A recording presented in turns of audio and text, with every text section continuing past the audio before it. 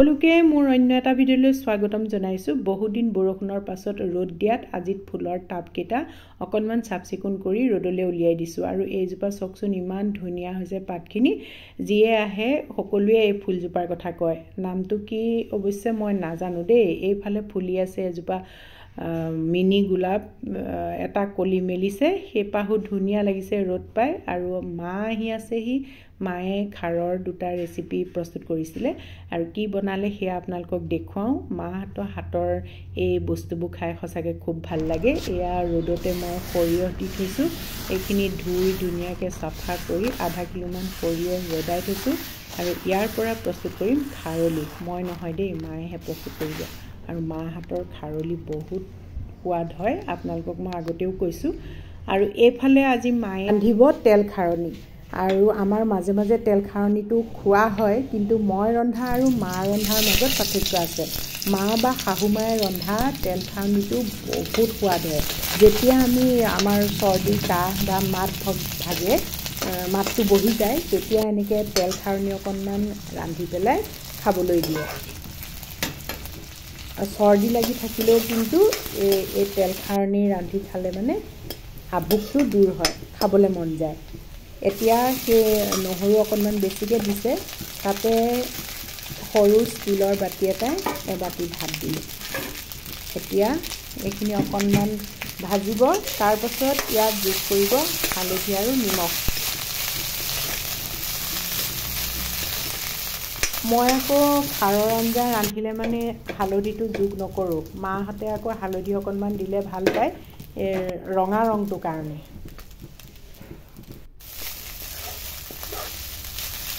এইখিনি নিমখ হালধি দি অলপ সময় ভাজি দিলে, তাৰপাছতে কল বাকলি দুটা পুৰি পানী উলিয়াই থৈছিলে, খাৰৰ পানীখিনি এতিয়া ইয়াত দি দিলে। মাহঁতে আকৌ এইটো খুব জোখত দিব জানে দেই আমাতকৈ। আমি মানে একদম জোখটো কম বেছি হয়। মাহঁতে যিটো জোখত দিব সেইটো একেবাৰে একুৰেট। এতিয়া অকণমান কম হোৱা নিচিনা দেখি আৰু অকণমান খাৰৰ পানী ইয়াত চেপি দিলে। এইখিনি এতিয়া জুইকুৰা বহাই দিছে আৰু এটা উতল আহিলে নমাই থ'ব পৰা হ'ব। বাকী বস্তুখিনিও আমাৰ আজি ৰন্ধা হৈ গ'ল। এফালে কলডিলৰ ভাজি, সৰু আলু মিহিকৈ কাটি পেলাই তেলতে অকণমান ভজা হৈছিল, অলপ খৰখৰীয়া কৰি, তেতিয়া খাই ভাল লাগে। আৰু এয়া তেল খাৰণি। আৰু এটা কল বাকলি পুৰি দিব লাগিছিলে আৰু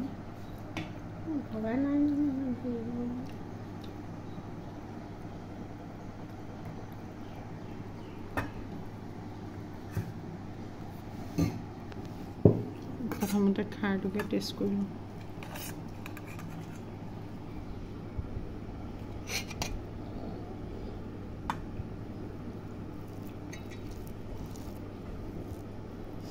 খাৰটো অকণমান হ'ব লাগিছিলে ন?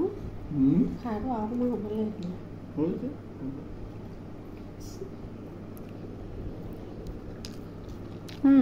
মই ভাল হৈছে খাবলৈ। মই নিমপাত অকণমান ভাজিবলৈ কৈছিলোঁ, সেইখন থাকি গ'ল। খাৰণিখিনি নমোৱাৰ পাছতে ওপৰত অকণমান কেঁচা মিঠাতেল দি দিয়া হয়। তেতিয়া খাওঁতে খাৰ আৰু কেঁচা মিঠাতেলৰ গোন্ধটোৱে ইয়াৰ সোৱাদটো আনি দিয়ে। আপোনালোকে যদি এই তেল খাৰণি ৰান্ধি খায়, তেতিয়াহ'লে কেঁচা মিঠাতেল অকণমান দিবলৈ নেপাহৰিব। মই প্ৰথমতে সেই প্ৰথম ভাতকেইগৰা তেল খাৰণিয়ে খাই লওঁ, কাৰণ ইয়াৰ সোৱাদটো এনেকৈ ল'ব বিচাৰোঁ। তাৰপাছত কলডিলৰ সোৱাদ, তাৰপিছত গুটি আলুৰ ভাজি আৰু দাইলে আজি ভাতসাজ তৃপ্তিৰে খালোঁ।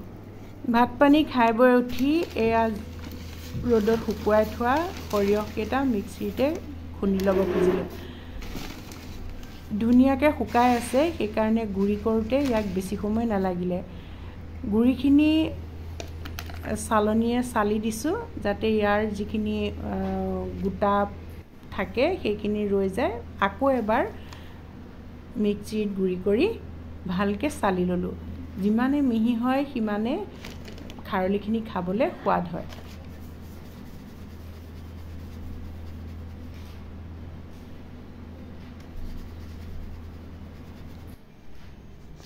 এয়া গোটেইখিনি খুন্দি ল'লোঁ আৰু চাওক একদম মিহি।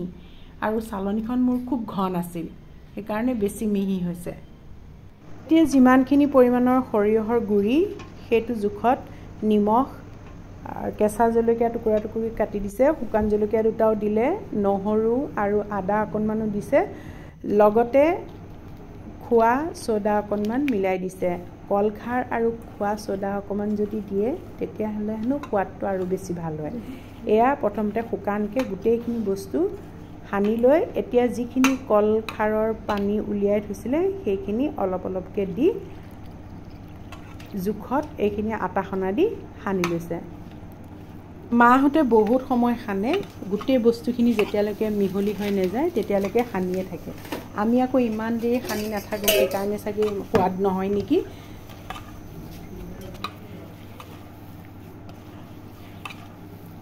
সানি প্ৰায় এঘণ্টামান থৈ দিলে ঢাক মাৰি তাৰ পাছত এখিলা কলপাত কাটি কলপাতখিলা ধুনীয়াকৈ ধুই মেলি ৰ'দত শুকুৱাই লেৰেলাই লৈ এতিয়া ডাঙৰ চামুচেৰে এচামুচ সেই কলপাতখিলাত দি সৰু সৰু টোপোলা কৰিলে আৰু এনেকৈ সৰু সৰু টোপোলা কৰিলে সুবিধা হয় কাৰোবাক এটোপোলা দিবলৈও ভাল লাগে আৰু নিজেও সৰু সৰু টোপোলা এটা খুলি খুলি 2-3 দিন খাই শেষ কৰিব পাৰোঁ আৰু এনেদৰে টোপোলা কৰি থোৱাৰ পাছত এই টোপোলাটো 2 দিনমান ৰ'দত দিলে হেনো আৰু বেছি ভাল হয় খাবলৈ গতিকে এইবোৰ বুদ্ধি মাহঁতৰ পৰা এতিয়া শিকি ল'লোঁ ইয়াৰ পাছত নিজে হয়তো মাহঁতৰ নিচিনাকৈ ভালকৈ মাহঁতৰ নিচিনা সোৱাদ আনিব পৰাকৈ প্ৰস্তুত কৰিব পাৰিম আজি ভিডিঅ'টো কেনেকুৱা পালে ভাল লাগিলে লাইক কমেণ্ট আৰু শ্বেয়াৰ কৰিব